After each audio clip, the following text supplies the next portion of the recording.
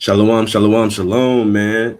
Giving all honor and glory to the Most High God of Abraham, Isaac, and Jacob. We do so by way of his only begotten Son, who is an instrument of salvation for our nation, right? Shabbat shalom, man. Another Sabbath day.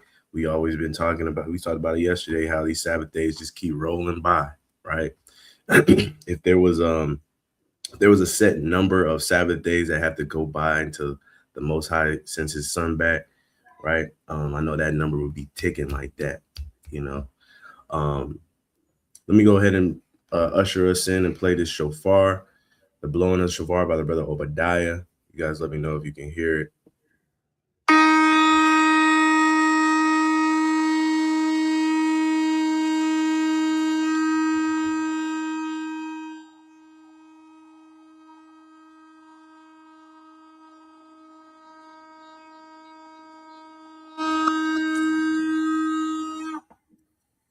Man, if you don't know, man, we like to play the blowing of the shofar in the beginning of our videos before we teach on the street, evangelize, and all of that, to dispatch them angels to be with us as we uh, help try to save our people, man. Try to put our hand to the plow and let them protect us, guide us in things that we need to be doing, right?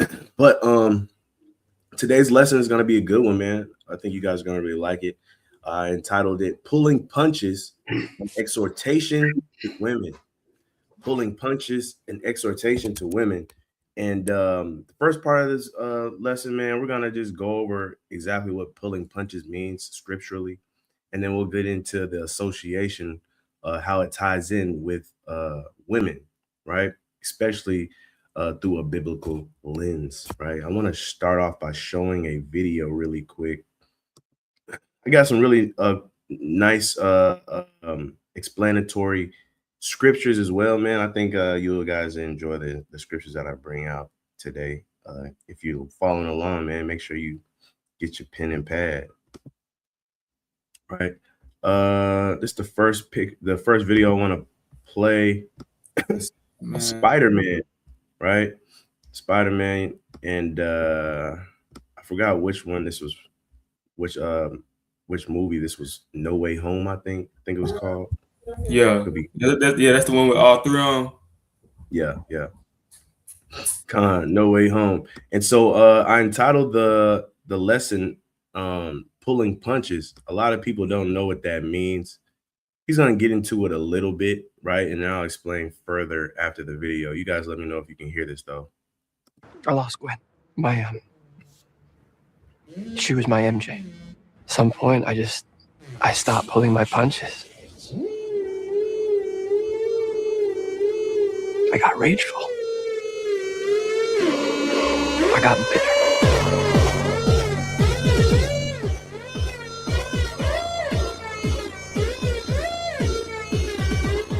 I lost Gwen. Right, so he say, and I'm gonna play this one more time once we switch gears, but I wanted to set the stage really quick. And so he was going into about pulling his punches. Said he got rageful, he got vengeful, right? In other words, he got out the spirit, right? He lost restraint. That's what it really is, right? That's what it really is losing restraint. What does pulling punches mean? So as a superhero, it's their job to defend and defending the innocent and saving the day. With that, they use their superpowers, and sometimes they get a little bit of hand-to-hand combat, right? With the hand-to-hand combat, you might throw a punch or two, right? Now, what does pulling your punches mean? He said he stopped pulling his punches because every good hero, every good vigilante, every good protector knows how to pull their punches. Case in point, if I have a son, right? I know he's not a grown man, and we're play fighting. Pulling punches looks like I might hit him in the jaw, hit him in the face, right? But I'm not knocking him out. I'm controlling my power. I have the power to knock him out, but I lay off on it, right? I'm laying off, right? You see people that get into fights and be like, man, I didn't even hit you as hard as I could, right? That's called pulling your punches. When you stop pulling your punches, you following through, right? You trying to break somebody's jaw, right? You trying to go through somebody. And oftentimes as a superhero, when you stop pulling your punches, what happens? They got so much power, so much strength, right? That they end up killing folks. You know what I'm saying? They start getting careless, because that's what pulling punches is being careless. Today we're going to be talking about pulling punches as a way of humbling yourself, right? As a way of humbling yourself. Having restraint for the greater good, because that's really what it is. When you pull your punches as a superhero, you're having restraint for the greater good. I could knock and kill all these folks, but that's not the point, right? I'd rather send them to jail, let them a lesson learned, right? I could destroy the whole city, but I'm gonna have some restraint. You know what I'm saying? I'm gonna have some restraint, and I'm just gonna tackle what I need to tackle and get up out of there. Right. I got another video I want to play real quick before I jump to some precepts. Go ahead while I pull it up for the O. Thanos was a person that didn't have no restraint. He was trying to, Thanos was that snap changed everything. He ain't caring about that. He wasn't trying to pull his punches. Yeah, and that's crazy, man, because it's hard to pull. It's hard to pull your punches when your punches a snap. You know what I'm saying? Yeah. Let me pull up this next video, and then we'll get into some scriptures. Same thing like the Incredible Hulk. You know what I'm saying? That's why he used to try to hold himself back from changing, because he know once he changes, he ain't no holding it back. Also, your next video, what is it? It's not about. Is it about like MMA, mixed martial arts? Nah, it's a basketball clip. Kind of. So I was gonna say, a lot of times you might be at Buffalo Wild Wings or a sports bar, and you might be seeing a UFC match, and you may see them beating up a girl or beating up a boy, and the person is knocked out. And sometimes, they keep going, and then sometimes, they have sportsmanlike conduct, and they like, they was about to throw a punch, and then they pull it back. That's pulling your punch, right? When you could have, but you're not doing it, right? Because you understand that, the person that you're attacking has already been defeated, or the person that you're attacking doesn't need your full force, right? Pulling punches. Right, man. Come on, man. Two great examples, right? Two great examples. But like you said, we talk about Spider-Man, but like you said, the Incredible Hulk, man, he was one that, that really teetered the line between knowing how to pull his punches and not knowing how to have real self-restraint. You know what I'm saying? Because what did he say in the video? He said he stopped pulling his punches and he was giving into rage and bitterness, right? And we're gonna watch that video again, but for right now, hopefully I still got it and I didn't exit out of it. I can find it, but I'm gonna share this video real quick, and then we'll get into explaining what pulling punches means through the precepts after this video. But I'm gonna kind of shape the conversation with this video right here, right? So keep that first video in mind, but also keep this in mind too. Let me know if you guys can hear this. Yeah, John Wall, man. John Wall. I remember my rookie year I had, and you forgot Rondo too. So my rookie year I had Rondo, D Rose. Then I go west. I got Chris Paul, Russ, and Steve Nash. I'm like, why the NBA do me like this? Like 5 guards like this when I'm getting into this moment. But I always looked at it as like, they got to check me on the other end. That's how I always looked at it. Like, but I knew I was a two-way guy. I could defend in my position. A lot of guys are scared to guard the other guys. So I knew whatever they did against me, I could do the same thing back against them. But I just couldn't make it a one-on-one matchup. I still had to do everything in a team concept, and that's the hard part about it. Because now this is the point. That first part, that's cool and dandy. This is the point. Because everybody at home is like, oh, you can't fuck with Kyrie. Oh, you can't mess with Dame. And I'm like, yeah, I can. Could do the same thing they do. I just wasn't the guy that was shooting 25, 30 times a game. But I go get 12 assists and 20 points. That's what I like to do, because for my team, I had to make everybody else around me better. For their team, they had to be scorers. So it's a different protege. So you had to prepare yourself. Get some sleep. Make sure you're yeah, man. And so what he was saying was he had to pull his punches. Why am I saying that? Because he's saying that I could be like a Kyrie Irving. I can be like a Damian Lillard. But for my team, that's not what my team needed. For my team, I had to have some restraint, right? Because I could go out there and score 30 points, put up 30 shots, and we would have a losing record, right? But me having restraint because I see what the bigger picture. I'm having restraint for the greater good, if that makes sense, right? So I thought that was a great video to kind of land me back on Spider-Man, right? Because he's talking because it's a real life example, you know, of being able to do something and wanting to do it, right? Understand that usually when you're capable of doing something, you want to do it. But having the strength is really the powerful part. Not being able, not withholding yourself back from doing it, right? And you can really spin this into a bunch of different topics, right? When we talk about temptation and lust and all of that stuff. Today we're just going to talk about your good attributes, the power that you have, right? And restraining it, right? Let me remove that. Let me share my screen again. Can y'all hear that in the background or no? Nah. You got these. So we live next to the Air Force Base, and you know, you got that loud intercom that goes over the city. It's like a warning, like a purge, like the purge or something, man. I be thinking it was loud. Y'all can hear the sirens? Yeah, y'all can. Yeah. It's the purge, man. I don't know what to tell you. Go to, Find cover. This is not a warning. Find cover. Find shelter. Trying to tell you, man. That's when you lock down the doors and get the bulletproof windows. First preset we're gonna go to, and hopefully it's not too loud, but first preset we're gonna go to is the book of Philippians. I don't know why I have First Philippians on here. That's madness, bro. Because I was trying to find First Philippians. Ain't no First Philippians.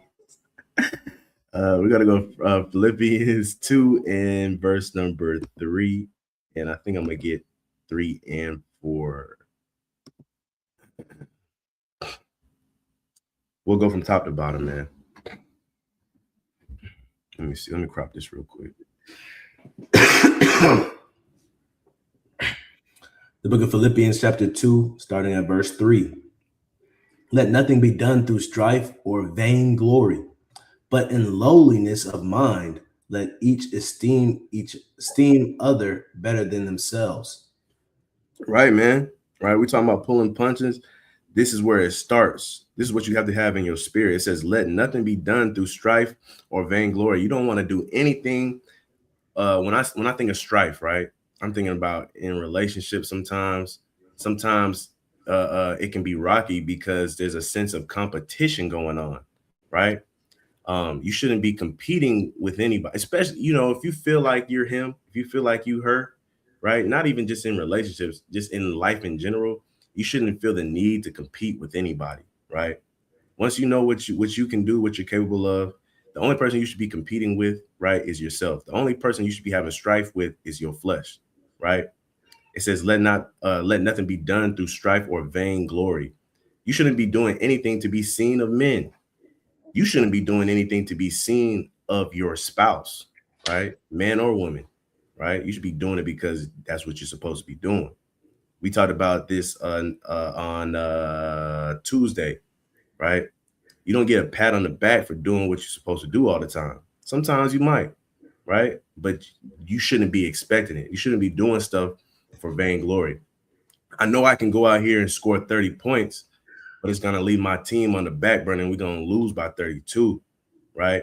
Yeah, I get the vainglory, but at the bigger picture, the greater good, it's a failed mission, right? You don't want to do things for vainglory. Yeah, I can knock this guy out. I could probably kill him, but at the end of it all, somebody's going to be losing a son, probably a father, you know what I'm saying? Like, and when I could have just pulled my punch a little bit, sent him to the hospital, maybe a few months in jail or whatever, time served, lesson learned, and he come out a better man, right? So don't do anything for vainglory or strife or competition, but in lowliness of mind, right?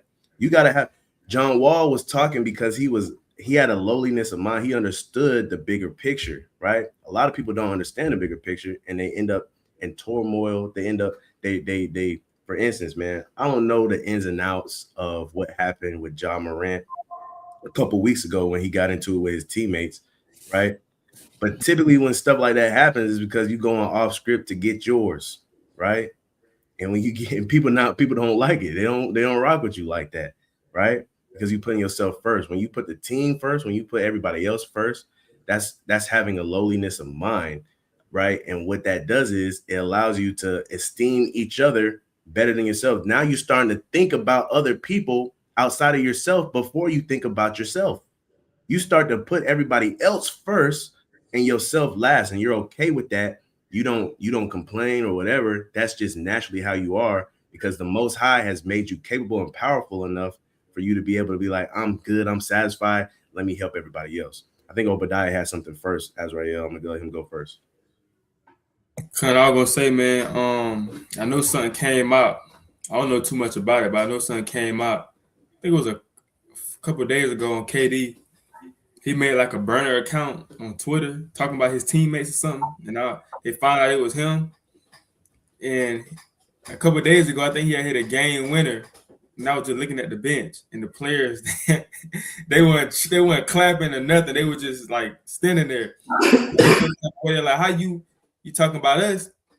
Yeah, you cold. Yeah, you just hit the game winner, but they probably still felt some type of way about what he was saying about him. Oh man, I seen that too. And, KD's always been outspoken and giving his thoughts and points and all that stuff. And sometimes it's detrimental, man. Sometimes you can look selfish when you're being too outspoken, man. When you're speaking about other people and not really taking the beam out of your own eyes. You know what I'm saying? Everything's always on somebody else. It's because of X, Y, and Z, right? You're not really focusing on the team. You're supplying problems with no answers, right? In a sense, when it seems like that way. I'm sure he feels like he has solutions for certain things, but it just seems like a bunch of complaining and pointing the finger. And people don't like that, man, right? That's another point of strife and vainglory. Go ahead, Brother Azrael. Yeah, man, and he knew he was in the wrong too. A lot of times, you're in the wrong. He knew he was in the wrong because he made a burner account, a fake account. If you knew what you're doing is okay, then you wouldn't do stuff like that. But I was gonna say too, not all the time pulling punches feels good. You know what I'm saying? Notice what the brother Denal said. You're content. You know it's the right thing to do. You're good with it. But not all the time does it make you feel happy when you pull punches, right? You can pull punches and know you did the right thing, and you can look back and you might have some regrets that come to your mind, and then you realize, nah, this was for the greater good. I'm cool with it. Yeah, I know I could have did this, I could have did that, but at the end of the day, I'm okay with how things turned out because this is how it should have been, right? And you understand the difference between selfishness and the gain of the whole, or like the scripture said that we just read, you're looking for the esteem of others more than yourself. And and I'm sure the video that you just played, John Wall, probably felt some regret. Man, people are not gonna think I'm gonna be one of the all-time greats, as great as I should have been, and I could have did this, I could have done that. But in the back of his mind, he knows, you know what? I played with some great guys, I had some great teammates, and I helped a lot of their careers out. So I'm happy at the end of the day. And so that's how we got to be too when we pull our punches in the world. We got to be happy that, like what Job says, right? How right are forcible words. We got to be okay with knowing, I'm letting this one slide. I'm letting this person win this argument. I'm letting this person win this debate. I'm letting this person win in this conversation for the betterment of them, right? Their confidence, their walk in the knowledge of the truth, their spirit. I'm letting it go because I know it's going to add to us, right? So God, man. Marty points there. Some more things, another visual to look about pulling punches, man, that can wind you up in bad situations is I don't know what the law is according to this in America, but there's a law prohibiting overkilling somebody, right? if you're shooting somebody, like if you get into an altercation, you got to use a weapon. You shoot somebody and they end up on the floor, you're supposed to stop, right? Now you walk over them and you shoot them 5 more times. That's overkill. They sending you to prison for some time, right? You know what I'm saying? And so that in itself is not pulling back your punches, right? You're giving into rage. Yes, the situation at hand might have warranted you to do that, but you're not holding yourself back after that point, after the threat is eliminated, and you get punished for that, right? You get punished for going overboard, right? I seen a post by the great Errol Spence the other day, and he posted something. He said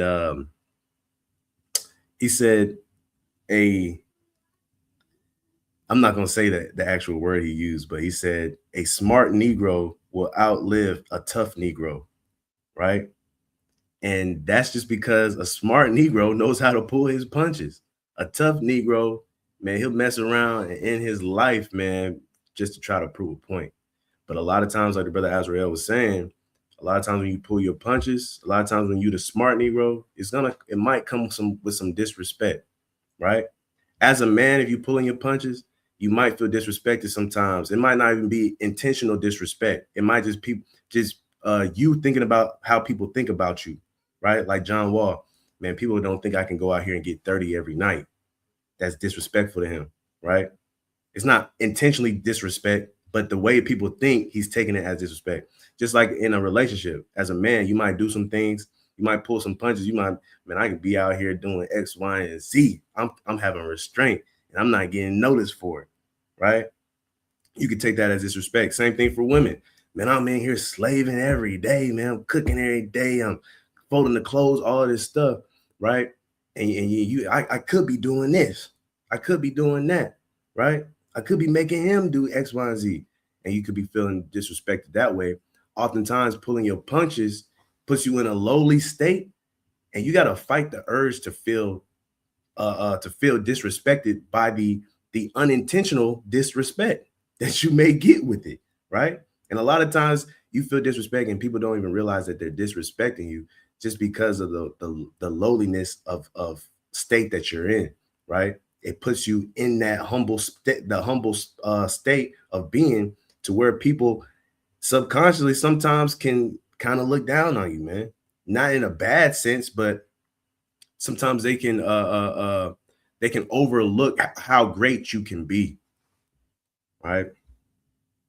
Verse number 4. Can you read that for me too, Brother Azrael? Verse 4. Look not every man on his own things, but every man also on the things of others. Right, man. Look not on every man on his own things, but every man also on the things of others, man. Don't just be focused on what you got going on. Focus on those around you, man, and what they need and how you can help them, right? Let's see. Now this is a classic, right? And this is I actually think this is suitable for this conversation. Philippians 2:5. I'm gonna get Brother Isaiah to read this one. It's kind of changing up. What's the name? It was a break, so it's kind of starting a new train of thought. Right? Philippians 2:5. Philippians 2:5. It says, "Let this mind be in you, which was also in Christ Jesus." Let this mind be in you, which was also in Christ Jesus. The same mindset that Christ Jesus had, and it's encouraging us. Remember, it's encouraging us to be like this too, right? Verse number 6. Verse number 6. Who, being in the form of God, thought it not robbery to be equal with God. What is it saying? Who, being in the form of power, who has power, he wasn't high-minded to think that he was equal to the most high power. Same like you. He has made us like gods. He has given us dominion. He gave us power, but don't get it twisted. You're not bigger than the set, like Brother Isaiah likes to say all the time. You're not bigger than the set, right? Don't use your power and use it for vainglory to set yourself up on a pedestal that you don't belong to, right? Keep going. Verse 7. But made himself of no reputation, and took upon him the form of a servant, and was made in the likeness of men. Right. But what did he do? He made himself of no reputation, man. took upon him the form of a servant and was made in the likeness of men, right? He made himself low, right? He knew he was powerful, right? And he had some restraint. Think about Christ, man, right? Christ, man, he could have been he could have made himself king. He could have did anything he wanted to on the earth, man, right? He had the power, he had to have that restraint to not make himself him. When we talk about pulling punches, one thing I like to point out about Spider-Man, not the fact that he has to pull his punches, but it's also the fact that he wears a mask. Why does he wear a mask? Because he doesn't want the attention to be on him, man. Right? He just wants to do the right thing. Same thing like Christ, man. Oftentimes at the end where Spider-Man saves somebody or something like that, and people say, "Who are you?" Right? Hold up, I gotta take a picture. I gotta tell everybody, and he's out of there. It reminds me of Christ whenever he's doing his vigilante work, and he tells people to go and tell nobody, right? Because it's not about him, right? He has the power to do these things, right? And he'll do them when he needs to, but it's still not about him. He made himself of no reputation. He didn't take upon him, oh yeah, I'm that guy. Hey man, you need help? I'm there. You know me. He didn't make himself of no reputation, man. Just like Spider-Man, Peter Parker had no reputation, man. Spider-Man had the reputation, but Peter Parker did it. Go ahead, brother Isaiah. Yeah, the point that you made about Christ is the same point I was literally going to make about, how man should be, right? Think about the children of Israel, and thinking about in today's time how when you find the knowledge of this truth, right, it's almost like, you feel so empowered, like you feel like a god in the earth now. Like the Bible does say that we are gods and goddesses. So that's not to say that, but that's to say, like, sometimes you got to realize, like, when the Lord does give you the opportunity to understand something a little bit on a different scale, some people take the approach of trying to make themselves bigger than what you really are, and man has a problem with making men bigger than what they are and what they should be because of, the type of, I guess you could say, vanity that comes from not pulling your punches, wanting to be the top dog, wanting to be the top scholar, wanting to be the top person. Sometimes you just got to know how to, like it says right here in verse 7, made yourself of no reputation and took upon him the form of the servant. We got to know how to be greater servants than we are greater leaders. You know what I'm saying? Matter of fact, the greatest leader is the greatest servant.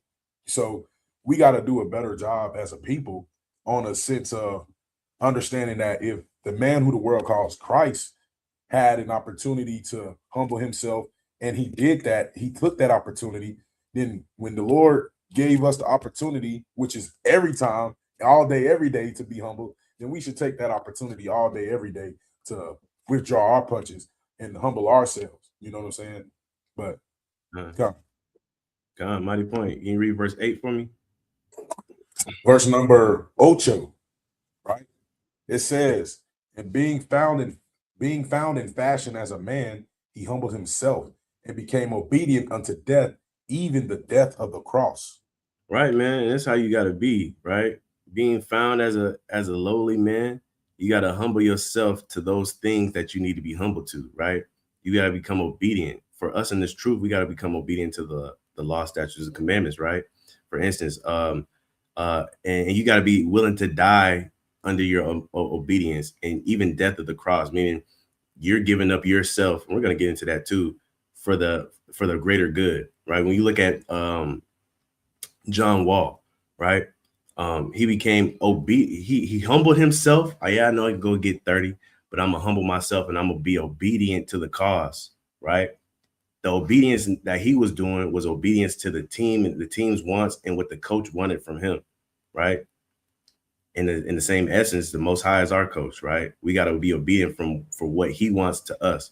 Yeah, we can go out and do X, Y, and Z, right? But we got to have some restraint from time to time. We got to pull our punches. We got to be obedient to him, right? Just like for a man, you got to humble yourself and you got to be obedient to what is called of you. For a woman, right? You have to humble yourself. You could be, women could rule the world, right? We're gonna get into that too, but you got to have some restraint and be able to become obedient to your role as well, right? Go ahead, Brother Azrael.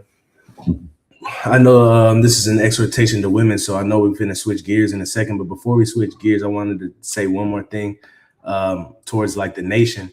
I know coming into the knowledge of the truth, you could be you can get high-minded, knowing that you're God's chosen people, knowing that you're chosen and things of that nature, right? And I know you know what I'm saying, in the nation, some people don't think there's anything wrong with that. A few years back, maybe 1 or 2 years back, it was some Israelites that they had some popularity in this community, so to speak. And you know, one of them was saying, uh, the brother made music, and one of them was saying in his songs, you know, we shouldn't be high-minded. And the other brother was saying, show me in the scripture where it say we can't be high-minded, we're God's chosen people, right? Much to the lines of some of the things that the brother Isaiah was just saying, you know, it says we are gods, it says we're going to judge the angels, blah, blah, blah. Some Israelites that come into the knowledge believe that. But you got to read the whole Bible in its entirety, because there are scriptures that say, be not high-minded, have lowliness of mind, things of that nature, right? And it's telling you those things because too much is given, much is required. And I'm saying that in the aspect of, when you know that you are a top guy, you got to sacrifice sometimes for the greater good. And it's not always going to feel good, but that's why you're the top guy, because you're supposed to possess those that restraint and those emotions to be able to be wise enough to know when to pull back and know when to execute your judgment in the right way, right? Because if not, then you're just going to be a fool, man, and you're going to end up falling, because pride comes before the fall. Right, man. That's a good point, man. You know, being humble is a way to secure your longevity in whatever you're doing, whether you thinking about your just life in general or your career or whatever. Being humble, it'll prolong your stay, right? You get too high, man, you know, you could be doing everything right. Somebody's gonna want you out of there, and they're gonna make it their point to try to get you out of there. The longer you stay humble, the longer you stay out the way, the longer you'll be there, right? I wanted to touch one more point on this before we move on. Philippians 2:7. But made himself of no reputation and took upon him the form of a servant and was made in the likeness of men, right? One person that comes to mind when I think about this, that just came to my mind, was J. Cole, man. Now, when we see J. Cole, he got the power, he has the skill set, right, to be the best rapper ever. He has the power, the aura, whatever, to be as big as Drake, right? You know, and Brother Obadiah looking at me crazy. He don't know the old J. Cole though. You know what I'm saying? When J. Cole, he had the power to be just as big as Drake, man. And a lot of people know this, right? But he himself, he doesn't care about none of that, right? He would rather humble himself down and be like an average Joe, right? He knows it's gonna what? It's gonna bring him more peace at the end of the day. It's gonna keep him out the blogs more. And when he is in the blogs, it's gonna be for good things, right? But he made himself just like everybody else. He didn't want to get too high-minded, because he knows what happens when you get too high-minded. You start thinking you're bigger than what you are, and the only thing that comes after that is a fall, right? And again, it's gonna propel him in his longevity. Go ahead, Brother Odai. Yeah, man. Hey, Cole tough. He actually he just dropped his album not too long ago, and he got like a little series on YouTube, and he going around selling CDs at the trunk of his car, man. Like he going around for driving $1, I think. Huh? For $1, I think. Yeah. I think it is $1. You know, he going around and he I seen one video. He said that he sold all his cars. He ride this was a few years back. He said he sold his cars. He just ride around on a bike. So part of, you know, like the brother saying, man, that brother, especially a brother in a position like J. Cole, he done seen it all. He done had the women. He done had the cars. He done had the jewelry. He done had the clothes. That stuff get old, man.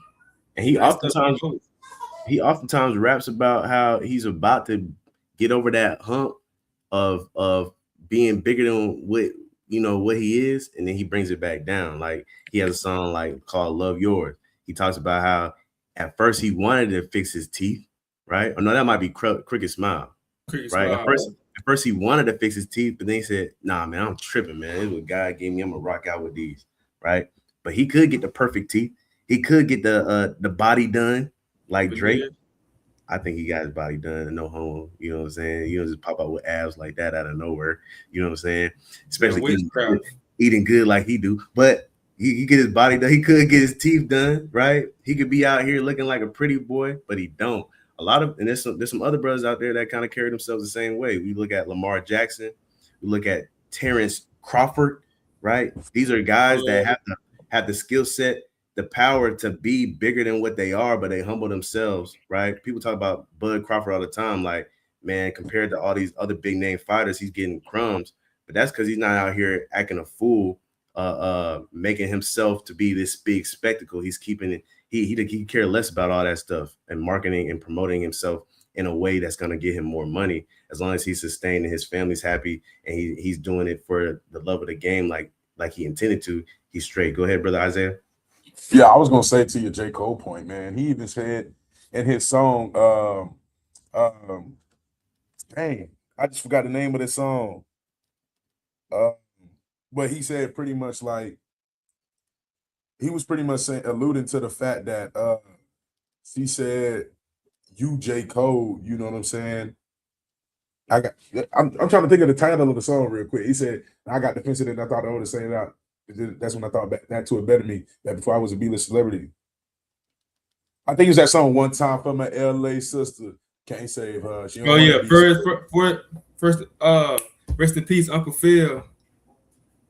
You Is know, that no role models? I think it is. There's no role model. The part that you're saying. I'm here right now. Yeah. So that is no role models. But to the song that you even referenced, right? He was saying like how he even got defensive because you know the girl said, you know, he said in the lyrics was, she think I'm spoiled and I'm rich and I can have any chick. I got defensive. He's saying he got defensive and said, nah, I was the same without it. You know what I'm saying? And then he said, but then I thought back to a better me, back before I was a B-list celebrity, you know, and then he goes on into his whole soliloquy. But I'm saying all that to say it offended him even when he was getting money and people thought, well, you think like this because you get money. Because he's like, nah, I've been this way my whole life. You see what I'm saying? So just in the sense of a humility standpoint, he always kind of professed to be like somebody who never was about, like the brother Denar brought out, you know, riches, never professed to be about all that famous stuff. You know, he's just good at his craft and he cares more about being great at his craft than he does being the most famous person in the world. You know what I'm saying? So that just kind of, I wanted to bring that bar out, but dang, I don't know why my brain just farted so hard just then. Come on, man. Back when you could get a platinum plaque without no melody, you weren't sweating me. Hey, man. And to his point, man, I think I've heard him go on interviews and he say like, yeah, man, you know, the new music is cool. Like, you know, and he goes on to say like, I can make music like the Little Durks and the Young Boys and even like Drake. But he feels like that's taken away from the integrity of hip hop, right? So one thing when you pull your punches, man, you gotta understand like, is it gonna take away or is it gonna add unto what has already been built, right? The foundation. Are you gonna be switching up the main thing, right? Because oftentimes that's what happens. You get into something new, right? And it's not what it was intended to be, especially when you come into this truth. A lot of people try to put their own twist on the truth, man.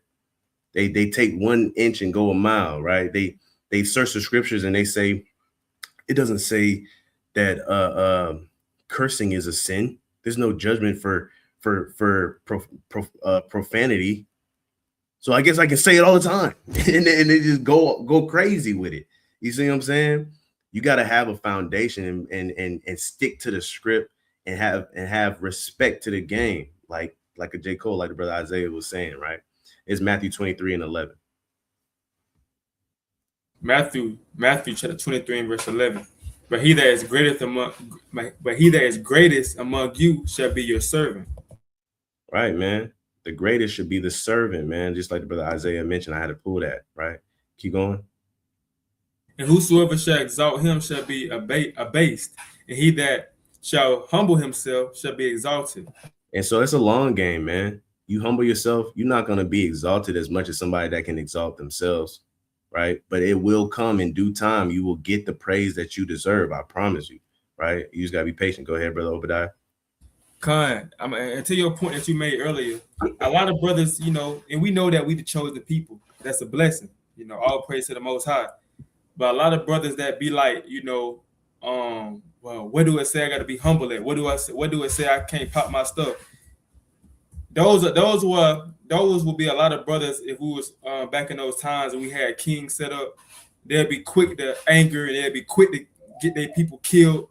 They'd be quick to make wrong decisions and be high-minded, and then wouldn't have no mercy on our people because they feel so high-minded. They not meek. They couldn't never see themselves in the position of our people. So they so high-minded and they will always make bad decisions. But the brothers that's humble and understand, I'm nothing but dust and ashes. Those will be the type brothers in that time will make right decisions, and the people will love him. The people will love him and not talk about him and try to kill him. Right, man. Not keep in mind, man. It's a little shot right here, but not one precept we mentioned today said, "Allow me to not be meek for a moment."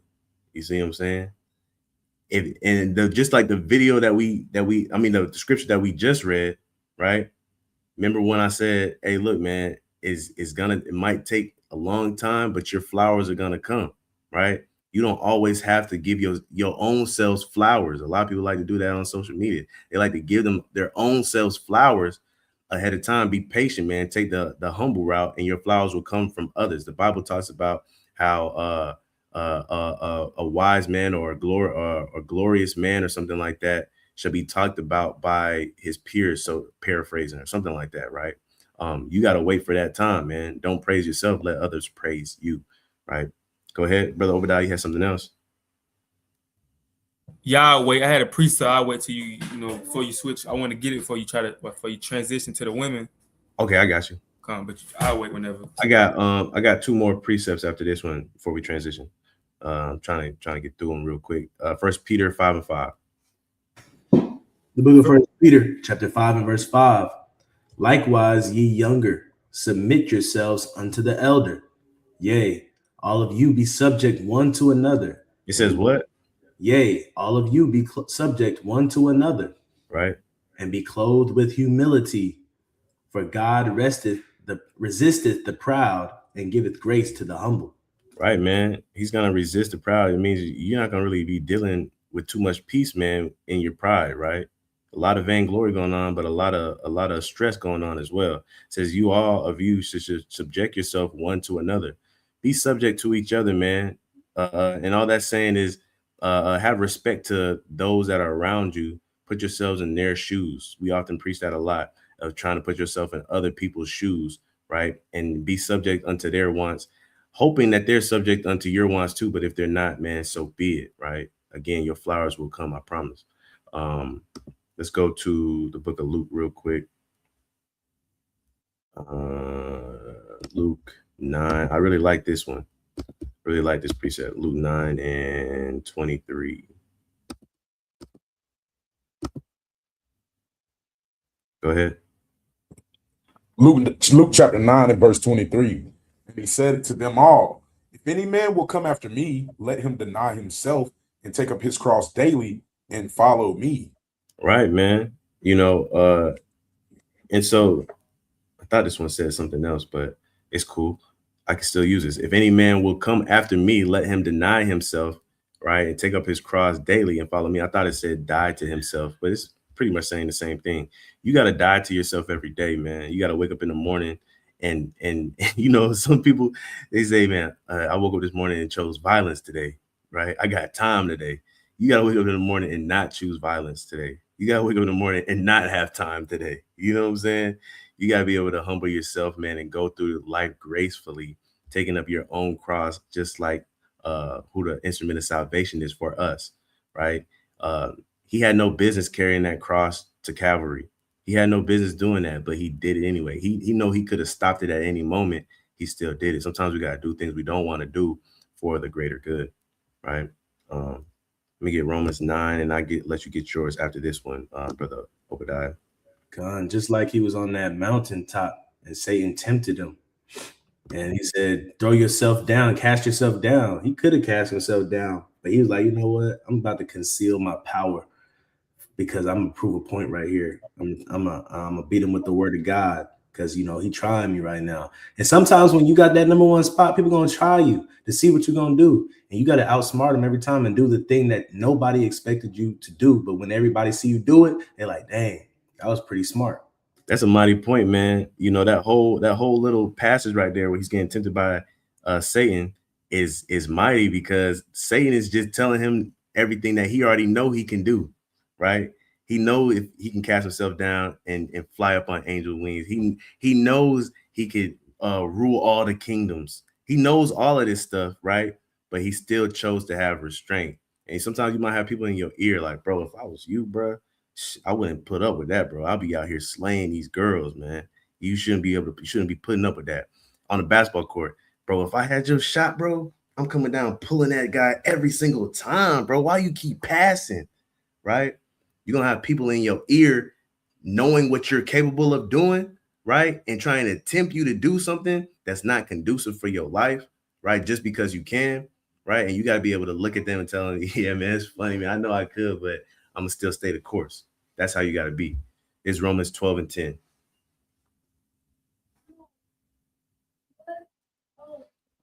Who turn it is? Is Isaiah? I think it's you. Oh, my bad. My bad. Romans chapter 12 verse 10. Be kindly affectionate one to another with brotherly love and honor, preferring one another. Yeah, man. I pulled this one out just to let us know we have to prefer one another more than ourselves, right? For instance, right? And it takes this is hard to do, man. But this is the mindset you have to be in.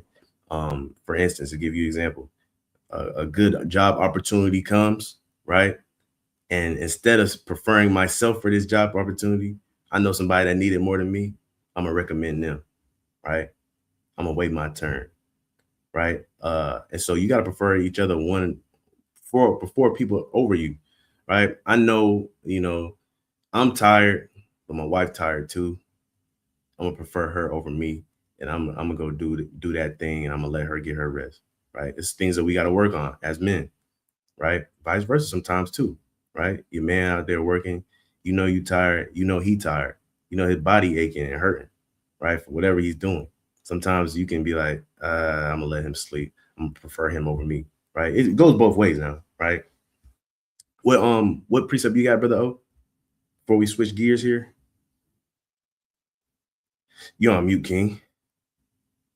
Sirach 4 and 7. Con.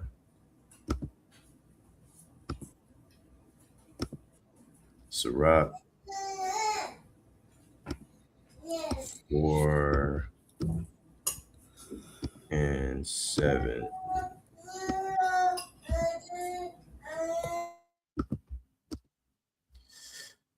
I'll read it for you. This is Sirach 4 and 7, Ecclesiasticus 4 and 7. Get thyself the love of the congregation and bow thy head to a great man.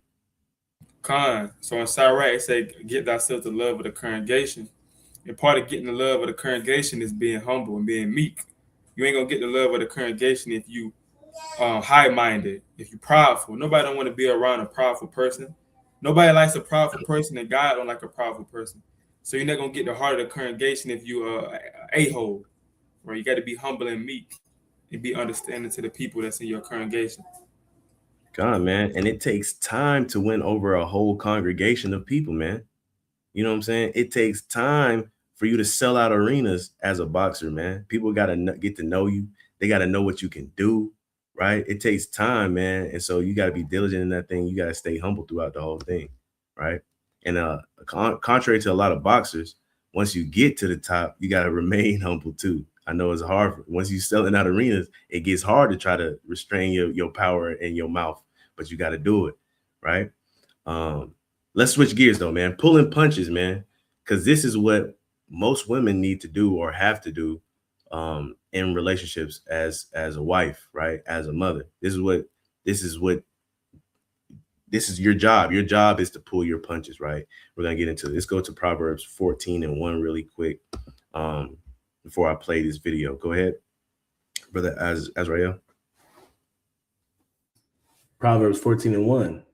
Every wise woman buildeth her house, but the foolish plucketh it down with her hands. Right, man. Just letting you know, as a woman, right, you have the power to build your house, or you have a power to break your house or pluck your house down, right? Power to build your house is like we read earlier.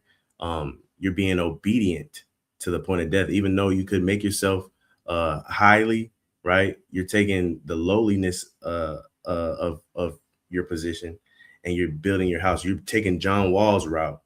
Yeah, I could be out here doing X, Y, and Z. I could be ruling my house, but to build it up, I know I have to be subject to my husband. I know I have to be obedient to what God has for me, right? And the foolish pluggeth it down, meaning that you got the power to destroy your house too, right? And I speak as a man. I would argue that a woman has more control over how the house is going versus the man. The man is responsible for it, but the woman, she has the power to change the trajectory of if that thing gonna be good or not, right? Now, the man, you can pray all you want to, but if that woman ain't on one accord, man, she has the power to build it up or to break it down, like this verse says. I'm bringing this video really quick. I want to bring in Salagi, bear with me real quick.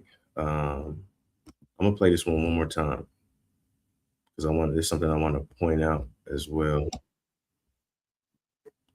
There's something I wanted to point out as well that as pertains to women. Boom. Let me stop sharing this. Let me go to sharing this. And we should be out of here by the hour mark, man. Let me see. Share this one more time because it's something I wanted to point out. All right, let me make sure this sliders are up. We're good. I lost Gwen. She was my MJ. At some point, I stopped pulling my punches. And this is how women feel sometimes, man. You see how he kind of overwhelmed right now. He kind of tearing up. Like, you know, he started out good, and they say, you know, women have that feeling, they urge that say, like, sometime down the line, start pulling my punches. I started being disrespectful and nasty. Like, I don't know what happened. Right? Keep playing. I got rageful. Says I got rageful, man. Sometimes, man, you know, things get hard, man. When things get overwhelming, man, you feel like you're not being seen or heard. It's a natural feeling to give into rage sometimes, right? We don't heard horror stories of women throwing plates across the kitchen, man. We done heard stories about women crashing out, trying to punch their husbands and stuff like that, man. You know, it's crazy stuff going on.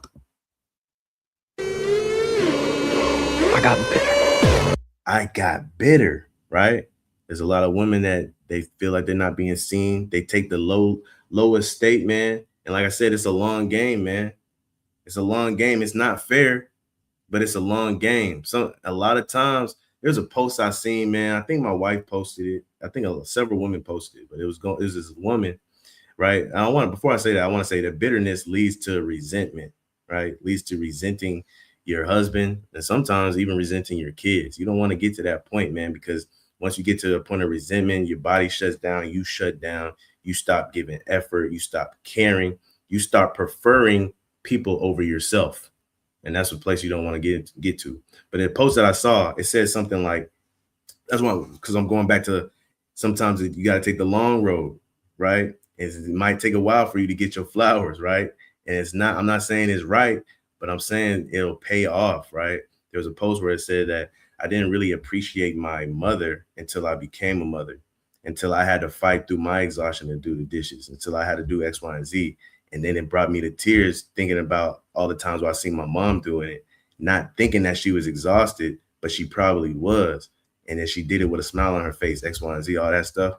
At that moment, her mom was appreciated the way that she wanted to be appreciated by her daughter, right? I bring that up to say that it took her daughter to become a mother. That's a long time, right?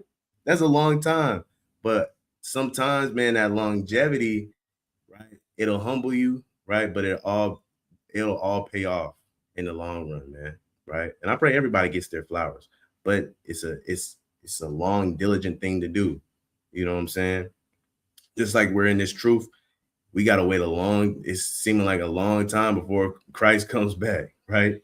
We're longing for him. He says that we'll be fasting right now because we'll be mourning for him to come back because the bridegroom has left, right? It takes a long time to get your flowers as we're waiting for it. The saints are patiently and faithfully waiting for it. Go ahead, brother Azrael.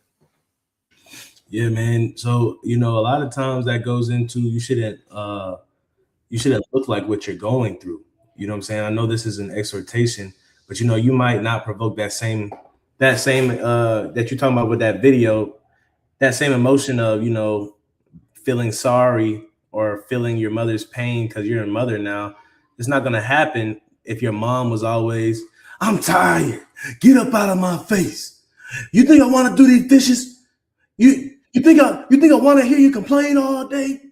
No, but it's those moms that, you know what I'm saying, when you grew up, they was just smiling all the time. They cook for you all the time. They clean, you know what I'm saying? They wiping up your messes and stuff like that.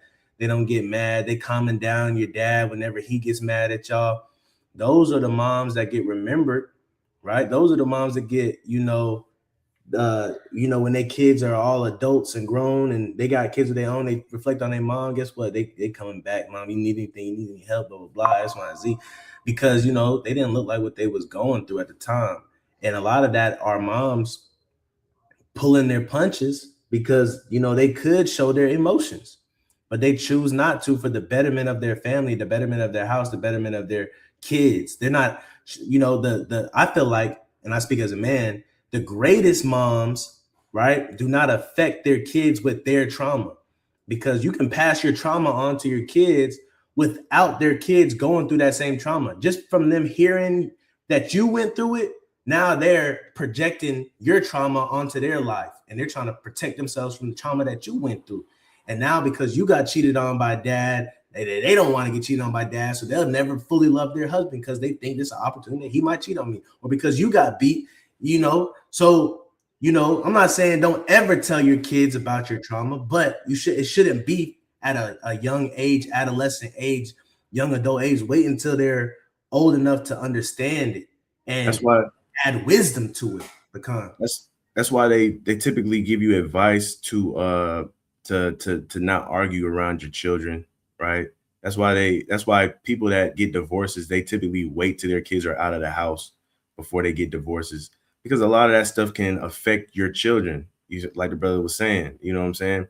A lot of trauma doesn't have to come from your childhood. Sometimes you having trauma going on in the house right then and there, right? And you got to shield your innocent children from it, because they'll act on that stuff, and they'll act like, friends, they'll act like they got it bad because you got it bad, right? Kids mock and mimic what they see and they do and what you do, right? So you got to be, and so oftentimes when you get to that times, you look back at your mom and you're like, dang, man, I didn't know she was going through that, but she did it with a smile on her face. I had no clue, right? We used to go to the gym a couple years ago, and there was a military ranger in there, and we thought he was crazy because in every workout he's smiling. He's smiling, and we know it hurt.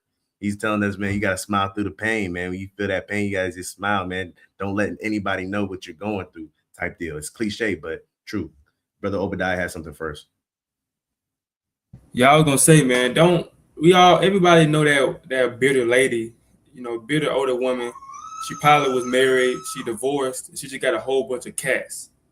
And you could tell there's nothing wrong with having a whole bunch of cats, but you could tell she bitter though. She always have an attitude. She always look stuck up. Always eyeing people. And she got a whole bunch of cats. Don't be that type of person, man. You know what I'm saying? Don't be that type of person, because bitterness leads to nothing. You know what I'm saying? Bitterness leads to nothing. You're gonna always be like that. That's what it leads to. It leads to a life of loneliness. Loneliness, yeah. Go ahead, Brother Azrael. And a lot of times you get deceived. Now, the scriptures that we've been going over, being lowly, esteeming somebody over yourself, getting the love of the congregation, the people that's around you, doing for others, serving others, all those things are contrary to the train of thought that is going around today. My kids deserve a happy mother. And because of that train of thought, you have a lot of women, they'll advocate for divorce, or advocate for walking away from their whole family and experiencing life. And then they get a boyfriend, and next thing you know, that boyfriend leaves and they are lonely. It's a spirit of deception that's telling you that love and commitment is supposed to mean happiness. It's not going to always mean happiness, right? Sometimes it means serving others, right? Serving others in your unhappiness, because that's what love is. Love is an action. That's what commitment is. Commitment is an action, right? You show commitment by staying, by being committed, submitted. That's what we read in scriptures on submitting one to another. Pecan. Man, we talk about women. Before I play this video, we talk about women. It's hard to pull your punches sometimes, we understand, but y'all are so powerful.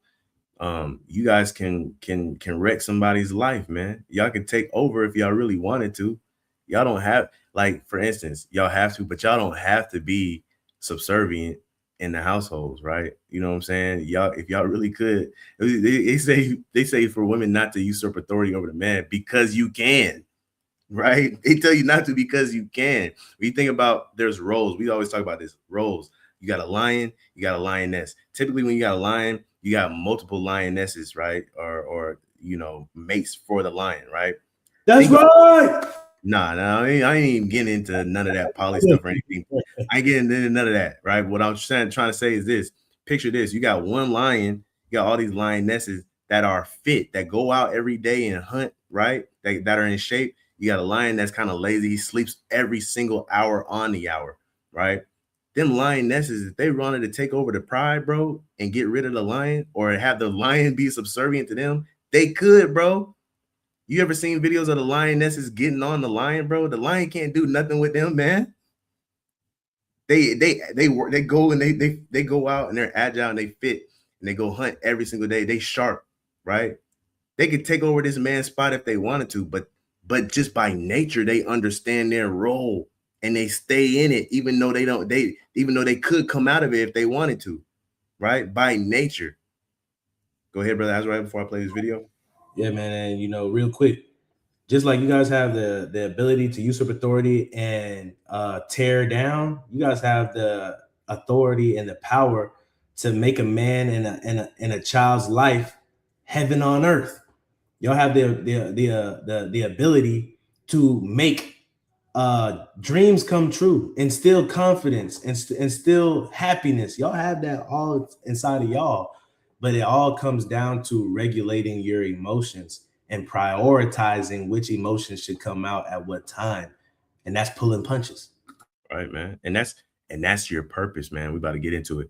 The title of this video says, "You're a stay-at-home mom who's confused about your purpose." And I like this video. My wife posted this on her Instagram story, and I watched it. And I like it because a lot of women have the same mindset, right? And rightfully so. It's hard to check out of the Western what the westernized world wants for you as a woman, and check back into what the Most High wants for you as a woman, right? But once you figure it out, therein lies your fulfillment. Therein lies your purpose. I'm gonna play this video. Is going to be the year that Christian stay-at-home moms stop questioning, what am I called to do? What's my purpose? Are you kidding me? Girl, you've been born again and full of the Holy Ghost. You have fruits of the Holy Spirit, gifts of the Holy Spirit. You hear the voice of God and you're wondering, what are you called to do? God has given you arrows into the enemy's camp. You're already walking in purpose. You're already called. You're already on, listen to what I'm going to say, a divine assignment. Your motherhood is a divine assignment. Your motherhood is a divine assignment, bro. You thinking, man, you got to be a CEO of this and you got to make 6 figures at this job, right? My husband got to understand I can't just come home and cook all the time because I'm trying to make this money, right? No, your divine assignment from God, right? And we're going to get into it. Your divine assignment from God is not for you to be going out making money, not for you to feel like you her, right? That's why we've been talking about being humble, man. It wasn't for you to be bigger than the set, for you to become the prize, right? I'm not even talking about who's the prize and who's not. The man shouldn't be feeling like he's the prize either, right? But your assignment isn't these things. Your assignment is part of your assignment is motherhood, right? Your divine assignment, right? This is what you was created to do. This is why you can birth a kid, create a human in your belly, but you don't think your divine assignment is to be a mother when you can grow a human in your. I can't do that. My divine assignment isn't nurturer and motherhood. That's not me. I can't grow a human. If I was designed to do that, I would be able to create a human, but I wasn't, right? These things are done for a purpose. By default, if you are a Christian and a mom, you are called to be an intercessor. Even if you never contribute financially, your prayer life and the children you raise can interject history. Bro, again, what does the Bible teach you? It says that the moms teach the kids, right? And that the woman, that through conversation she can win over her husband, right? Not only just conversation between her and her husband, but conversation between her and God. Her prayer life. A lot of times women, and nothing's wrong with this, by the way. Nothing is wrong with this, by the way. I'm gonna say it one more time. Nothing's wrong with this, by the way. A lot of times women ask the husband, hey, can you pray? Can you pray for me? Can you pray for our daughter? Can you pray with me, this and the third? Sometimes, man, sometimes the woman, I speak as a man, sometimes the woman kind of should have probably a better prayer life than the husband, right? Now I speak as a man. Now everybody should have the best prayer life they can, right? But I feel like sometimes women can get in this mindset. If a man is coming to her to ask for prayer, they might look at you crazy, right? But it is your job to intercede on behalf of your husband that might have a lot of stuff on his heart, a lot of stuff on his plate, right? Go ahead, Brother Azrael. Yeah, to that point, man, you got to think in the scriptures, man. Men aren't the only ones that get their prayers answered. We coming up on Purim. Esther's prayers got answered. You look at Hannah, her prayers got answered. You think of Mary, Elizabeth, their prayers got answered. Look at Rachel and Leah, their prayers got answered. God heard them and had compassion on his daughters. So understand, even look at Judith, right? Like you said, Judith, her prayers got answered when all the nobles and the priests and everybody, they was waiting on God and gave God a time limit. She prayed to God. She said, man, y'all fools. And she prayed to God, and God was able to use her. And so this is the thing, man. Don't count yourself out and think, oh, I'm submissive. I just got to be a slave. I'm just a servant. I can't pray. I can't do nothing but wash these dishes and wash these kids. No, you have the ability to pray. You have the ability to teach. You have the ability to do all these things, right, within your household, like she said, to raise people to be leaders of a nation, to be leaders of a people, influencers. They can be creators. And guess what? One day they're gonna, when they have to thank people, they're gonna thank God and they're gonna thank their mom. Right, man. Right. That's a mighty point. Hey, you talk about the Canaanite woman, man. If you look at it through this perspective, right? Take out the fact that she's a heathen. Why did she get blessed? Why did she get answered by Christ? Because she humbled herself, right? And she had that conversation with Christ, right? And it was for her daughter. It was intercessing for her daughter, man. That's a perfect example, man. We talking about, and if you can liken that spiritually, she humbled herself. She prayed for her daughter, even when she wasn't hearing anything. Well, I feel like a Christian pastor, man. Y'all better have some amen on that one, man. Even when she wasn't hearing anything, man. Even when she wasn't hearing anything, she felt like she got ignored. She kept intercession. She kept praying until the faith that she had was noticed, right? And she had a breakthrough for her daughter, man. That's how you got to be as a woman. You got to be relentless. You got to be diligent, right? You keep praying for something, you feel like they're not being heard. A lot of times you want to get a cop out. You want to go ask your husband if he can pray for it because it's not working for you. Now keep praying for that thing, right? Right. When you see Samuel's mom, she didn't say to her husband, hey, can you go up to the priest and pray for me that I may have a kid? No, she went up herself and she prayed, and she was at the doors of the temple begging, right? When you look at Elijah and Elisha, both of them encountered women that were praying for their dead sons. And they would talk, everybody was saying they're crazy, they're already dead, X, Y, and Z. And guess what? They still had the faith and they still prayed and they found the man of God and they got their sons to live again and to recover from sicknesses. So moms do have a lot of power when it comes to prayer. Right, man. Come on. Go ahead, brother Isaiah, before I finish this video.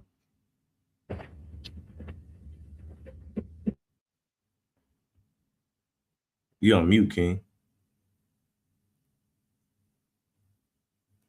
You on mute again. There you go. Look, no, I was doing that because the brother Denal said, man, y'all need to say amen on that one.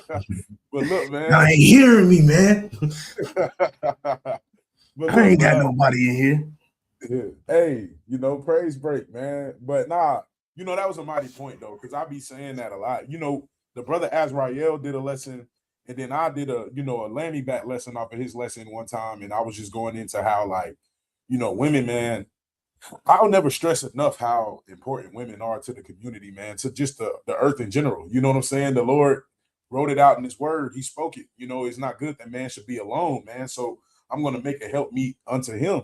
And sometimes I think that, you know, the world forgets that the purpose of women was to come and be a help to the man. You know what I'm saying? Take care of the family. And that's really when things are like that's really when things are like the smoothest, is when you have a wife that's in order, she's taking care of the household, holding the household down, but you have a husband that's also, you know what I'm saying, in the same wise, in the fear of the Lord. You know, I think every man should desire that, because that's literally like a peaceful life. You know, you don't even care about money and riches for real when you come home, man. You know what I'm saying? And you see your woman, you know, and you admire the things that she does as a woman. Then you see your children, you know what I'm saying, they're being taught of the Lord. It makes life easier on everybody, realistically, you know what I'm saying, when you have that sort of setup. So my only prayer is that, you know, a lot of women would find a video like this and, you know, would want to be women who either walk in your role more honestly or desire to be in that type of position. The same thing for me, man. You know, hey, I done made some mistakes, but you know, that's what I tell my wife this all the time. You know, if I'm gonna be wrong about something, I would want to be wrong trying to get it right. You know what I'm saying? I'd rather fail the test, or if I get the question to the test wrong, right?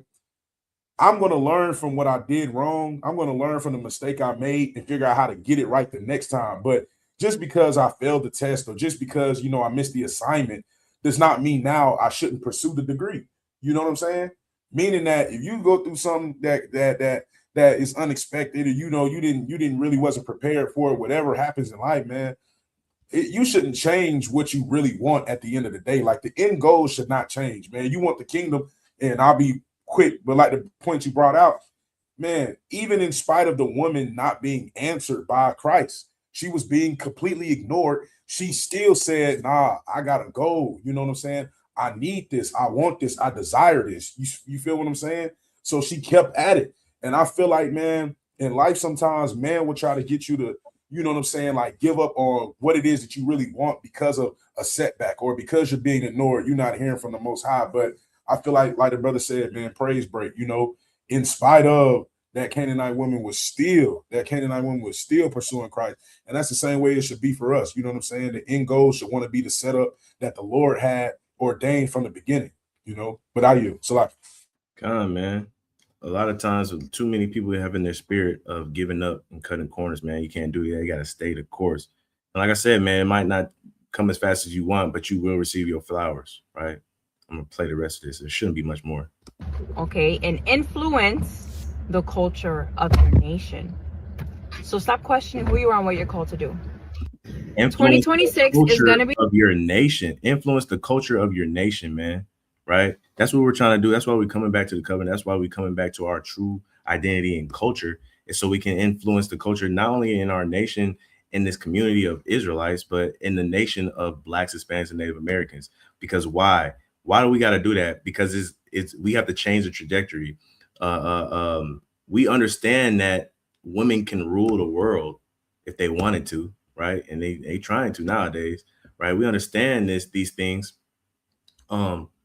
And we understand a woman, she could probably easily usurp authority over her husband and rule her household, right? We understand these things. We see it all the time, right? Nowadays, a woman can be ruling the house easily. We all know people where it's like, yeah, he don't wear, they call it wearing the pants, right? Madness. But they call it wearing the pants. Who wear the pants in the relationship, right? We see a lot of women that wear the pants in the relationship, right? There's a, why did I get married to? I think her name Angela. I think that was married to Marcus, right? She ran Marcus. Marcus. Right. It's easy for women to get in that position, right? It's not that easy sometimes to put yourself under Marcus, even though you think Marcus is screwing up, even though you think Marcus isn't worthy enough, right? I think towards the end of the movie, she ended up becoming more subservient, and it was a lot more peace going on, man. He had put her and his baby mama in their place. Right, man. And sometimes that's what men got to do, but women got to be willing to be able to be put in that place as well. And peace will come from it. If the opposite of that peace will be stress, and what you're doing is you're embarrassing your husband. Not only your husband, you're embarrassing your children as well at the same time. I forgot who played that video of the man sitting down with a young man saying, "Hey, look, if you're gonna be with my daughter, you gotta understand, man, ain't no talking to them. You're gonna get disrespected." You know what I'm saying? He's putting them on game. And again, man, that comes from I don't know if we played that on here or not. It might have just been in the group chat, but that comes from the children seeing what the mom does and acting like their mom because they think it's okay, right? They think it's okay, and then before you know it, man, you set back generations because now you got a trend of women usurping authority over the man and running the house, and it shouldn't happen, right? Let's get into these precepts real quick. What do I want first? Let's go to First Esdras, man. It's really only two places I want to go to, right? First, we go to First Esdras. You probably already know what I want in here, man. First Esdras 4, and we're gonna start at verse 13. Real quick, and we can get out of here, man. I'll keep it wide. Just remember, it's First Esdras 4, starting at verse 13. First Esdras 4, starting at verse 13. Then the third, who had spoken of women and of the truth, this was Zerubbabel, began to speak. Right. O ye men, it is not the great king, nor the multitude of men, neither is it wine that excelleth. It's not the king, it's not men, it's not strong drink, right? That has the most power, right? Keep reading. That excelleth. Who is it then that ruleth them, or hath the lordship over them? Are they not women? People would read this and be like, is the Bible contradicting itself? No, you have to have the wisdom to understand what it's talking about.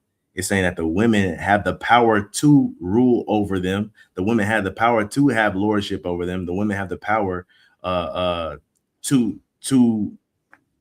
be more powerful than these things, right? You know what I'm saying? It's not saying that they should, but it's saying that they have the power to, right? Keep reading verse 15. Women have borne the king and all the people that bear rule by sea and land.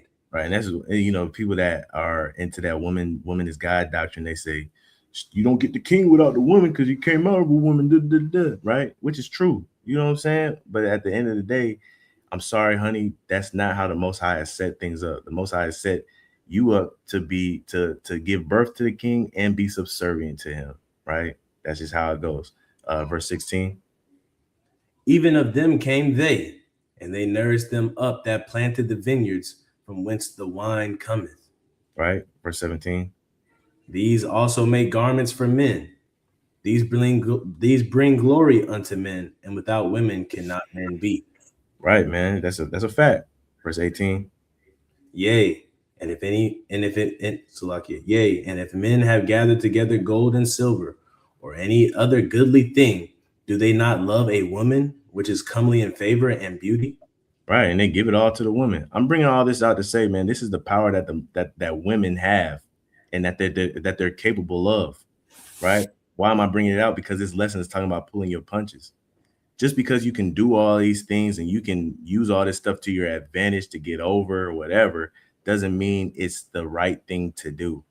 Remember what we talked about last week, right? When we're talking about when you read the Apocrypha, when you read wisdom in the books, just because you're reading it to be done doesn't mean that it's conducive for you to do. Sometimes it's just letting you know that you're capable of doing it, but you shouldn't do it, right? Why shouldn't you do it, right? Because in the law, we're gonna go to it. I know a lot of women hate this verse, right? They dread it. But at the this is I mean this is setting the stage for women from the jump, right? Go ahead. This is Genesis chapter 3, verse number 16. And it says, unto the woman he said, I will greatly multiply thy sorrow and thy conception. In sorrow thou shalt bring forth children, and thy desire shall be to thy husband, and he shall rule over thee. Right, man. She said your divine assignment is motherhood. It's also being a wife too, right? But this is in Genesis. This is the first book of the Bible, man, right? Genesis 3:16. If you're operating in anything outside of what the Most High has set in his will for you, right? You're going off and you're not pulling your punches, man. When you pull your punches, it should be to submit to this. We talk about becoming humble, to become a humble and being obedient to the point of death. Until you die, you should be obedient to what this is saying, because this is what the Most High has set up for you, right? Now, blame Eve all you want to, right? She put you in this predicament. I understand that, but this is the predicament that you are in, right? You should bring children, and when you bring forth them children, you're gonna shed a few tears. It's gonna hurt a little bit, right? And your desire, right? And other verses hone in on this a little bit more, but it's your desire in everything should be to thy husband. But it's no different from anything that we've been reading, which is saying that you should prefer each other over yourselves, right? That you should submit to the other people around you, right? That you should put others first and yourself last. It's not saying anything different than that. Your desire shall be to your husband, right? And he shall what? He shall rule over thee. A lot of people hate this verse, right? But you don't rule over your husband. The Most High didn't create you to rule over your husband, even though you can. Though this is the thing, and I know a lot of women feel it in their bones that they can do it better. They can be a better man. They can rule the house better. I know you feel it in your bones. I know you probably feel that way, and if you wanted to, you could take over and do it. But that's not what the Most High has set up, and you have to be obedient to it. Remember, like I said, the lionesses could take over the pride any day of the week, but by nature, they choose not to, because they understand their role and what the Most High has designed them to be. Your divine assignment is motherhood. Your divine assignment to be a subservient wife, right? And you should take pride and fulfillment in doing that. It's hard to do things when you find your purpose and in something that fulfills you, right? Oftentimes, even if it's a career, it takes hard work. Newsflash: your fulfillment and your fulfillment and your purpose in this truth in the Bible, it's gonna take hard work. What's the hard work that it takes? Pulling your punches, having self-restraint. That's the hard work, but it's gonna pay off in the end. I promise you, right? And this is what pulling your punches look like. Keyword: being selfless. And we'll end off on this, right? The classic. Where is it? We'll end off on this, man. Proverbs 31:10. Go ahead, brother Isaiah. You got a point? I'm waiting for you. Go ahead. I think it's on you to read, Isaiah. Proverbs 31:10. So, okay. So, like, yeah, you're right. Proverbs 30:10. Who can find a virtuous woman? For her price is far above rubies. Right, man. Who can find a virtuous woman? Who can find a woman that can pull her punches, man, to make herself lowly for the bigger picture? Keep reading. The heart of her husband does safely trust in her. Right. Her husband can trust in her. Not only the fact that she's loyal, he can trust that he doesn't have to compete with her in the house. Right. I can trust that she's not coming for my spot. Right. It's madness. Keep reading. He said, so that he should have no need of spoil. Right. So he has no need of spoiling. Man, I got me a good one. I don't need any more. Right. Keep reading. She would do him good and not evil all the days of her life. Right, man. A lot of women do their husband evil, man. Be having them stressed out, be speaking to him nasty, be doing little petty stuff. That's evil, right? She will do him good all the days of his life. That means you can't do no evil to him all the days of your life, even if you feel like doing it, right? Keep reading. She seeketh wool and flax and worketh willingly with her hands. Because pulling your punches is thinking about others outside of yourself. When she does this, she's not doing this for herself. She's doing it for her household, man. She thinking about others before herself, right? Keep reading. She is like the merchant ships. She bringeth her food from afar. She bringeth her food from afar, man. She works hard, man, to feed her family, man. She don't want her family to starve. So she goes into overdrive to do it. And a lot of times, you know, kids wake up in the morning, there's food on the table, not knowing that your mom just went 4 miles to go get it, right? And you don't realize that till you get older, right? But your flowers are coming, I promise, right? 15. She riseth also while it is yet night, and giveth meat to her household and a portion to her maidens. Right. She gives meat to her household. Not only just her household, her maidens too. She looking out for her maidens too, because she thinks about everybody else besides herself. She don't think, man, my maidens should be doing this for me, right? You know, a lot of times I know it's hard, and women can get in the mindset of, man, I do everything for everybody else, but don't nobody ever do anything for me, right? I know it's hard, and it is probably very true. You got to glory in that, though. You got to find a way to say, hey, man, that makes me feel like hurt. That made me feel like I'm hurt. You know what I'm saying? Verse 16. Verse 16. She considereth a field and buyeth it. With the fruits of her hands, she planteth a vineyard. Right. When it comes to buying houses and stuff like that, man, women, you can be in the process too. It's not just the men sometimes. Sometimes women, you know, I ain't gonna lie. Even in search for this house that I'm living in right now, my wife had a lot to do with procuring it, right? Securing it, right? And the whole process, to be honest, right? I had a job where I couldn't have my phone throughout the day and stuff like that. She put a lot of legwork in to get in this house, right? And you know, sometimes that's what it takes. And sometimes women know best because they're natural nurturers. So they're gonna be thinking about the betterment of their family, not just health-wise, protection-wise, and all of that. You know what I'm saying? They don't want to have a house where, you know, it's susceptible to evil. And so sometimes they're good picking out houses and stuff, right? Let them, you can let them be included, man. It's not always just a man going out to pick the house, man, right? As we see in Proverbs 31, verse 18. Verse 18.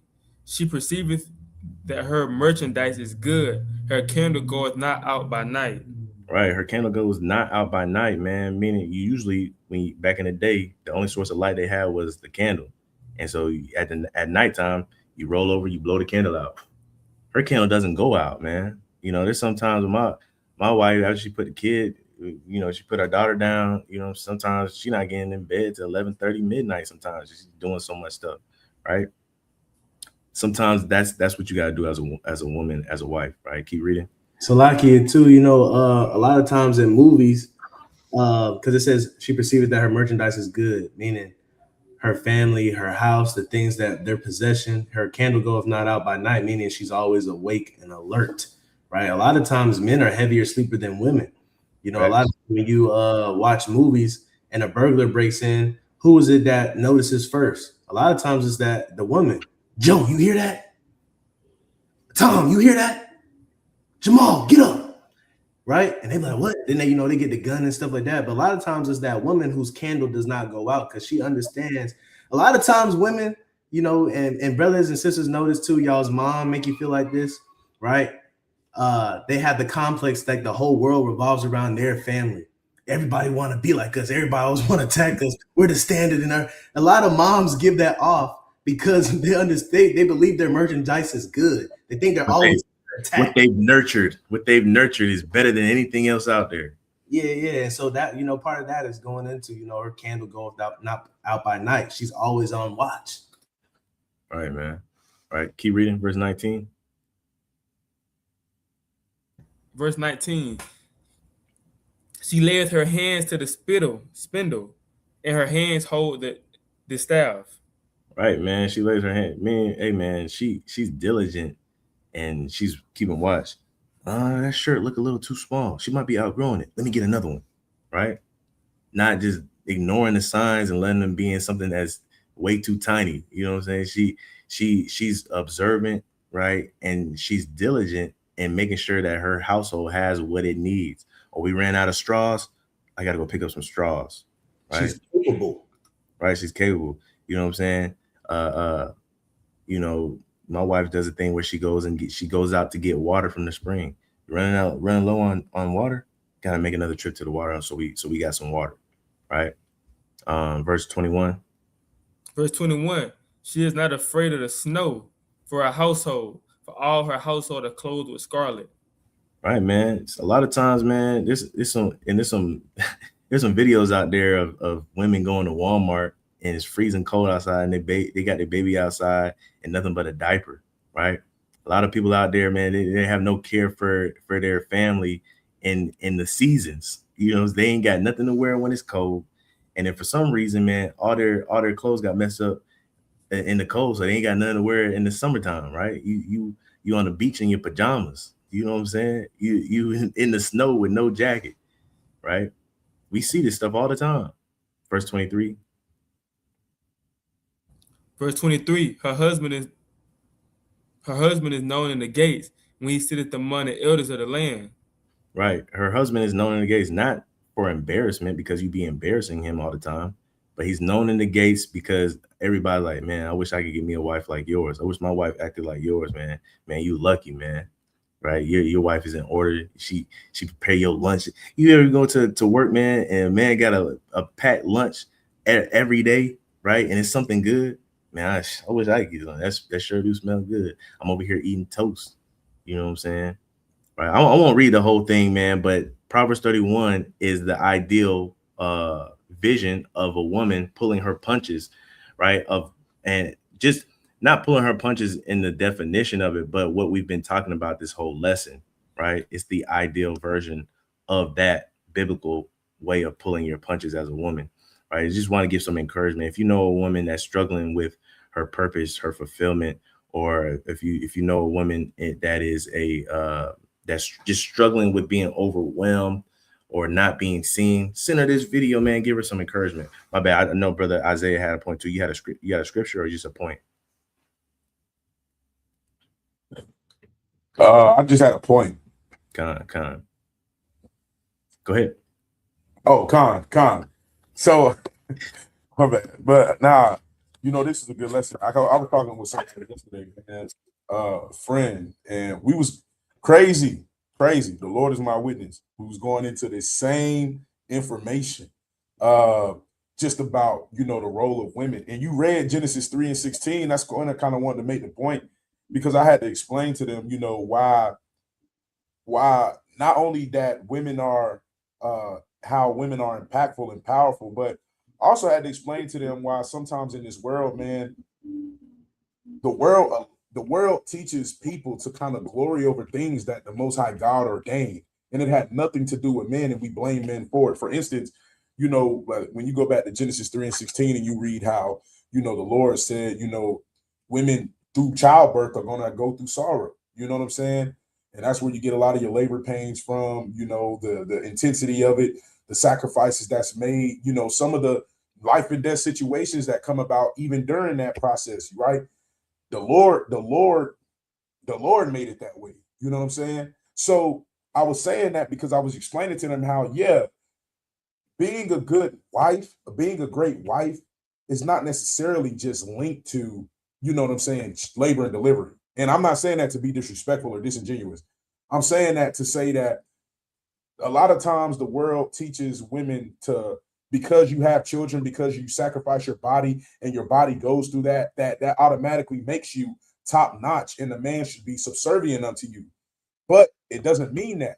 because that was a gift that was ordained. That was a role that was ordained by the Lord for women to fulfill, childbirth. You know, it wasn't meant for men to bring in children, because men are not seahorses. Neither are we lions or lionesses, but like the brother was using that as an example to point out how even in nature, there are some things that are just natural that we could kind of see in the scope of human beings. You see what I'm saying? So I was explaining that to them and trying to get them to realize how like women are powerful. Women have a great role. You know what I'm saying? Being a great wife is not necessarily separate from being a great mother, but it is separate on the scale that there are some women who are mothers and are great mothers that are not married, so they're not necessarily great wives because they're not married. You see what I'm saying? But as women, you got to learn how to kind of like play both of those roles, put on both of those hats and do them well. You know, it's just like men. As well as we talk about women a lot of times, men can't sit up here, you know what I'm saying, and just be bad men and expect to get the best from your wife all the time, you know, because it is going to get to a point where she's going to get tired of pulling them punches.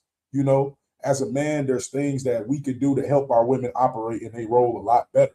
You know what I'm saying? With a lot more peace of mind, a lot more understanding. You know, we got to be more patient. And like I said, I was talking with somebody about this yesterday on campus, and it was about an hour-long conversation. And it was just, you know, me going into the Bible and kind of showing them some things, because they were a woman and they were kind of just talking about, you know, the challenges with life and they wanted to be married and stuff like that. So we was just kind of going into the Bible a bit, and that was just some of the stuff we brought out. So I think this was a great lesson. I just wanted to say that because I was going to do a lesson based on that information, but I said, man, you brought it out. No need to put it in a whole different lesson, you know, just add it on to the end of this because this is great already. So, Khan, mighty lesson. How you? Khan, man, it was mighty points, man. Mighty points. One thing I'll say before closing, man, dwell on the videos that we posted too, right? Just the little things in them. As a woman, right? Being Spider-Man or Spider-Woman, I think her name is Gwen or something like that, right? Understand that just like Spider-Man, just like Christ, you're gonna do a lot of good things, man. And instead of looking for praise from them, right? Wait for the praise, it'll come. But instead of looking for praise, instead of looking for acknowledgement from it, act like Peter Parker, man. When you do something good, get up out of there. Even though people want to take pictures with you and all that stuff, right? Who are you? What's your name? Don't be looking for that. Keep that mask on. That mask is humbleness, lowliness, just like Christ. When he does something, he says, go and tell nobody. You know what I'm saying? Having that mindset of doing for others and not expecting nothing back, right? And knowing that the Most High will see you, right? Go ahead, Brother Obadiah. Yeah, man. I think the one time the whole world ever seen Spider-Man face, when I think Spider-Man 2, the original Spider-Man, when he was fighting Doc Ock on the train, and I think he ended up getting knocked out. He was on the floor. He woke up with his mask off. I think somebody had took his mask off, and everybody was looking at him on the train. But he didn't willingly take his mask off and say, "Hey, I'm Spider-Man. My name. I'm not Peter. I'm not a regular person. I'm Spider-Man." You know, man, they had to take it off to see that was him. Right, man. You know what I'm saying? Even when he noticed that his mask was off, he was trying to get up out of there. You know what I'm saying? So have that mindset too, man. It's great glory in being humble. It's great glory in being lowly. Does anybody have anything else to add before I end this thing? Come on, man. I hope this was edifying. Giving all honor and glory to the Most High God of Abraham, Isaac, and Jacob. We do so by way of His only begotten Son, of who was an instrument of salvation for the nation. Speaking too fast, man. Who also said, if you ain't gathering, you scattering, man. And like I said, man, if you know a woman that's struggling with being a woman, right, especially a biblical woman, send her this video, give her some encouragement. Let her know she's not the only one. Let her know she's powerful, but there's a way to wield her power. And she got to be able to learn how to pull her punches, man. We'll see you guys next time. Say shalom, shalom, and shalom.